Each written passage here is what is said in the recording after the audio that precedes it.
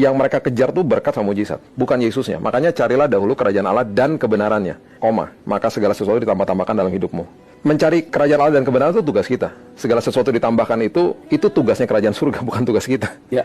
Jadi ketika kita melakukan hal itu, kata ditambahkan itu malahan artinya bisa dimultiplikasi, menjadi magnet, semuanya akan datang sendiri kepada kita. Kita ini, yang perlu kita pahami adalah begini, yang saya selalu sampaikan kepada jemaat begini, kita ini adalah pengelola, bukan pemilik. Harta, jabatan, status, apapun yang melekat sama kita, itu bukan punya kita. Mazmur 24 ayat yang pertama mengatakan, apapun yang ada di bawah langit adalah milik kerajaan surga, milik Tuhan, milik the property of heaven. Jadi apapun yang kita punya dalam hidup ini, yang kita pikir kita punya, itu hanya pinjaman yang dipinjamkan sama kerajaan surga untuk dikelola. Makanya ada Matius 25 dikatakan, diberikan talenta 5, 2, dan 1 sesuai dengan kesanggupannya. Kalau kita sanggupnya 1, sanggupnya 2, ya dititipkannya 2, dan harus dikelola.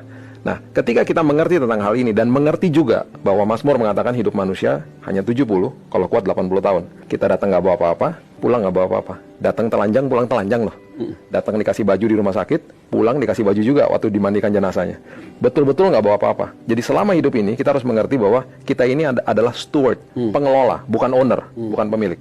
Ketika kita mengerti tentang kebenaran ini, kita merdeka. Kita nggak akan banding-bandingkan hidup kita sama orang lain. Kita akan nggak ada iri hati, nggak ada kecemburuan dan lain sebagainya. Karena kita merasa bahwa oke, berarti porsi saya segini, kapasitas saya segini, saya bertanggung jawab untuk mengelola.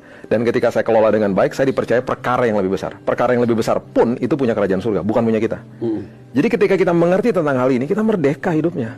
Kita nggak akan banding-banding sama orang lain. Dan ketika kita dapat yang kecil misalnya, dipercayakan Tuhan walaupun masih kecil, kita harus mengerti satu hal begini. Tongkat di tangan Musa nggak ada artinya. Tapi ketika bermitra sama Tuhan membelah lautan. 5 roti dan 2 ikan nggak ada artinya. Ketika bermitra sama Tuhan memberi makan ribuan orang.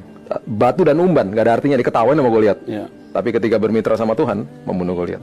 Jadi apapun yang masih kecil, yuk kita kelola bersama-sama. Itulah kebenaran. Dan mengerti bahwa dunia ini pasti ada kesengsaraan. Hidup dalam dunia yang penuh dengan dosa kok. Jadi harus mengerti tentang itu. Saya sangat suka dengan apa yang Sadrak, Mesak, dan Abednego lakukan. Itu statement yang paling dahsyat.